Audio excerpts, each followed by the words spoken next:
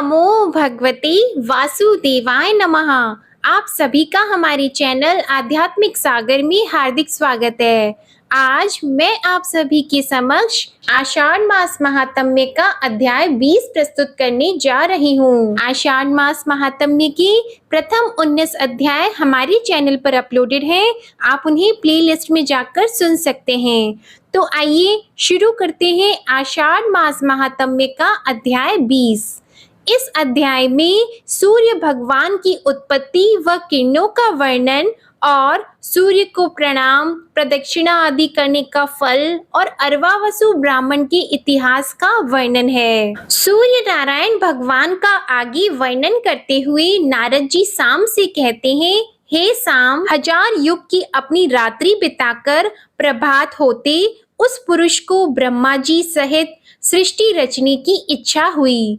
उसने वाराह रूप धर के जल में मग्न भूमि का उद्धार किया और ब्रह्मा बनकर सृष्टि की रचना की। पहले भृगु, अंगिरा, अत्रि, पुलस्त्य, पुलह, ऋतु, मरीचि, दक्ष, वशिष्ठ और प्रचेता ये 10 ब्रह्मा जी के मानस पुत्र हुए। मरीचि के पुत्र कश्यप हुए। दक्ष की कन्या अदिति कश्यप को ब्याही थी। उससे एक अंडा उत्पन्न हुआ जिससे 12 आत्मा श्री सूर्य नारायण निकले। 9000 योजन सूर्य मंडल का व्यास अर्थात विस्तार है और 27000 योजन परिधि अर्थात परिमाण है। जिस भांति कदम्ब का पुष्प चारों ओर केसरों से व्याप्त होता है, इसी प्रकार सूर्य मंडल किरणों से व्याप्त है। वह सहस्त्र शीर्षा पुरुष जिसको परमात्मा कहते हैं, इस मंडल के मध्य में स्थित है। वह अपनी 1000 किरणों से नदी, समुद्र, कूप आदि के जल को आकर्षित करता है। सूर्य की प्रभा रात्रि के समय अग्नि में प्रवेश करती है। इसी से रात्रि में अग्नि दूर से ही प्रकाशित दिखाई पड़ती है। सूर्योदय के समय वह प्रभा सूर्य में चली जाती है। प्रकाश और उष्णता यह दोनों सूर्य और अग्नि में भी हैं। इस प्रकार समय और अग्नि रात दिन में परस्पर अपलायन करते हैं। किरण, गौ, रश्मि, गर्भस्थी, अभिषु, उस्त्रवसु, नीचि, नाड़ी, दिधीति, मयूख, भानु, करपाद इत्यादि किरणों के नाम हैं। 1000 किरण सूर्य नारायण के हैं। उनमें से 400 किरण वृष्टि करती हैं। उनका नाम चंदन है। वे अमृत स्वरूप और श्वेत वर्ण हैं। 300 किरण हिम बरसाती हैं। उनका नाम चंद्र है और पीत वर्ण है। बाकी 300 किरण प्रचंड धूप की वृष्टि करती हैं। वर्षा और शरद ऋतु में चंदन नाम की किरण वृष्टि करती हैं। हेमंत और शिशिर में चंद्र नामक 300 किरणें हिम अर्थात बर्फ बरसाती हैं। बाकी 300 किरणें बसंत और ग्रीष्म में तपती हैं। औषधियों में बल, स्वधा और अमृत में अमृतत्व सूर्य नारायण देते हैं। यह 12 आत्मा और काल स्वरूप सूर्य नारायण 3 लोक में तपते हैं। ब्रह्मा, विष्णु और शिव इन्हीं के रूप हैं। ऋक, यजुः और साम भी ये ही हैं। प्रातः काल ऋग्वेद स्तुति करता है, मध्याह्न में यजुर्वेद और मध्याह्न के अनंतर सामवेद स्तुति में प्रवृत्त होता है। ब्रह्मा, विष्णु और शिव इनका नित्य पूजन करते हैं। जिस प्रकार वायु सर्वगत है, इस विधि सूर्य किरण भी सर्वव्यापक हैं। 300 किरणें भूलोक को प्रकाशित करती हैं और 300 ही बाकी दोनों लोकों को द्यातित करती हैं। चंद्रमा, ग्रह, नक्षत्र और तारागण में सूर्य नारायण का ही प्रकाश है। सूर्य नारायण की 1000 किरणों में 7 किरणें मुख्य हैं। सुषुम्न, हरिकेश, विश्वकर्मा, सूर्य, विष्णु, सम और सर्वबंधु ये उन 7 के नाम हैं। ये संपूर्ण जगत सूर्य नारायण का रूप है। इंद्र आदि देवता उनसे उत्पन्न हुए हैं। जगत में संपूर्ण तेज इनका है। अग्नि में दी हुई आहुति सूर्य नारायण को प्राप्त होती है। उससे वृष्टि, वृष्टि से अन्न और अन्न से प्रजा का पालन होता है। जगत की सृष्टि और संहार सूर्य नारायण से होता है। ध्यान करने वालों के लिए ध्यान रूप और मोक्षार्थी पुरुषों के लिए मोक्ष स्वरूप ये ही है। क्षण, मुहूर्त, दिन, पक्ष, मास, ऋतु, अयन, संवत्सर और युगों की कल्पना सूर्य नारायण के बिना नहीं हो सकती। काल के नियम बिना अग्निहोत्र आदि कर्म नहीं हो सकते। ऋतु विभाग बिना पुष्प, फल और मूलों की उत्पत्ति नहीं होती। जगत में सब व्यवहार नष्ट हो जाते हैं। यज्ञ न होने से स्वर्ग में देवता भी नहीं रह सकते। इससे यही जानो कि भूलोक और स्वर्ग की सब व्यवस्था सूर्य नारायण के होने से ही ठीक रहती है। जब सूर्य बहुत तपे अथवा मंडल के चारों ओर परिवेश हो जाए तब वृष्टि होती है। सूर्य भगवान के 12 नाम हैं: आदित्य, सविता, सूर्य, मिहिर, अर्क, प्रतापन, मार्तंड, भास्कर, भानु, चित्रभानु, दिवाकर और रवि। विष्णु धाता, भग, पूषा, मित्र, इंद्र, वरुण, अर्यमा, विवस्वान, अंशुमान, त्वष्टा और पर्यंजय ये 12 आदित्य हैं। चैत्र आदि 12 महीनों में ये तपते हैं।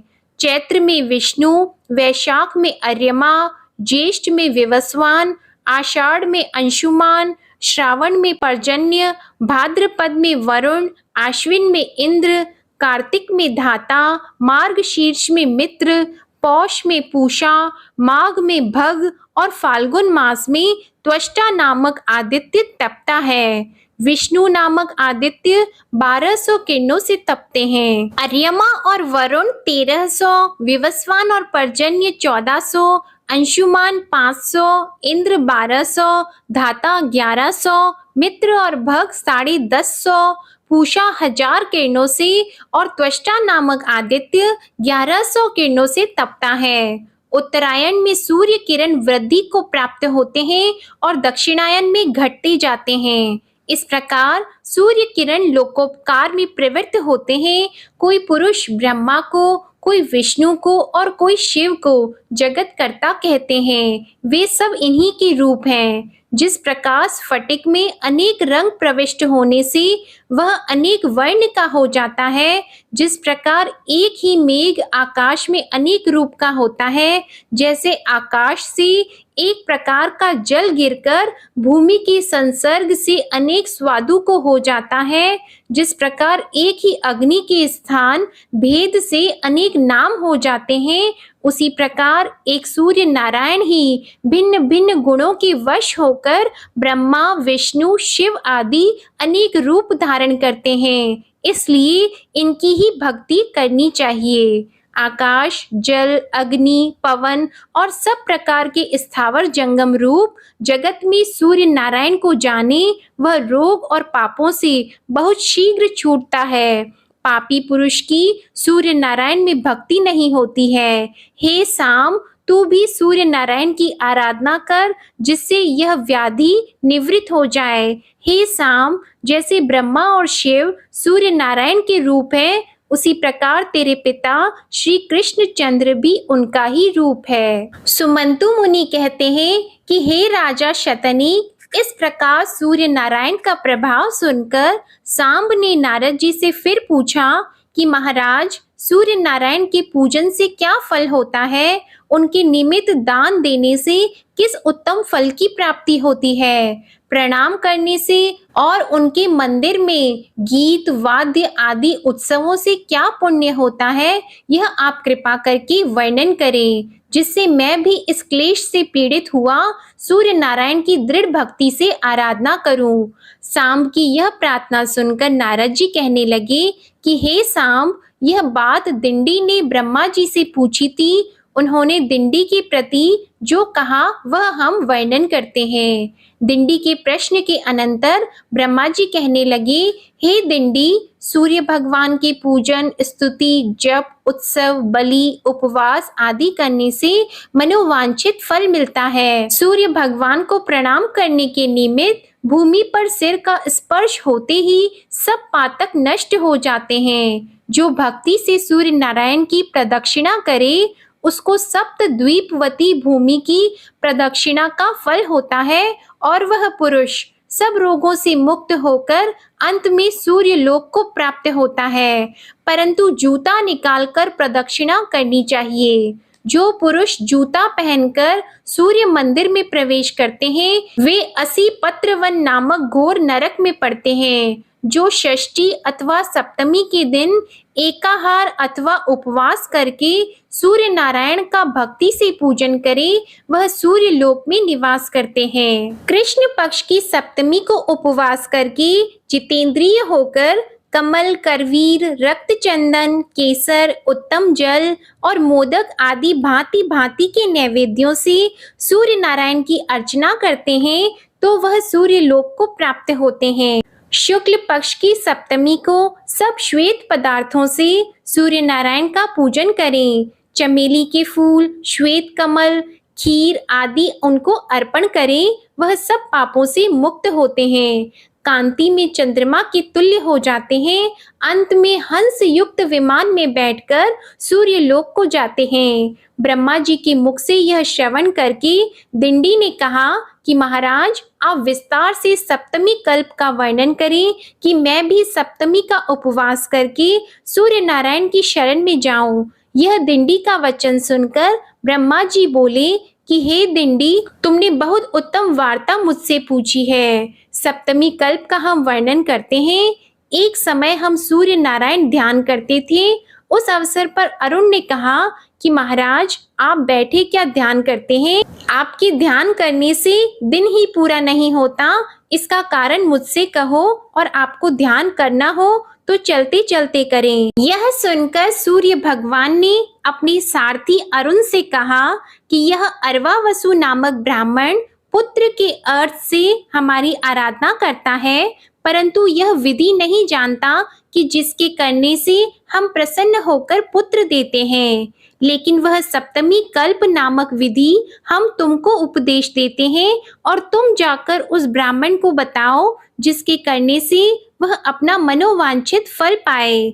उस विधि के करने से हम बहुत पुत्र देते हैं। यह कहकर सूर्य नारायण ने अपने सारथी अरुण को सप्तमी कल्प का उपदेश दिया और अरुण ने सूर्य भगवान की आज्ञा के अनुसार जाकर ब्राह्मण को बताया।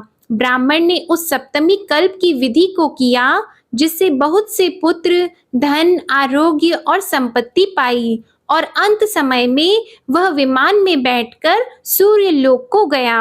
आज की कथा समाप्त हुई। बोलो भगवान सूर्य नारायण की जय। बोलो भगवान विष्णु और माता लक्ष्मी की जय। ओम नमो भगवते वासुदेवाय नमः। आप सभी पर भगवान विष्णु और माता लक्ष्मी की कृपा सदा बनी रहे। आशा करती हूँ आप सभी को आषाढ़ मास कथा में आनंद आ रहा होगा। आपको वीडियो पसंद आए तो इसे लाइक करें, शेयर करें और कमेंट सेक्शन में ओम नमो भगवते वासुदेवाय नमः लिखना ना भूलें। हमारे चैनल आध्यात्मिक सागर को अगर अभी तक सब्सक्राइब नहीं किया है तो चैनल को सब्सक्राइब करके बेल आइकन भी दबाएं। धन्यवाद।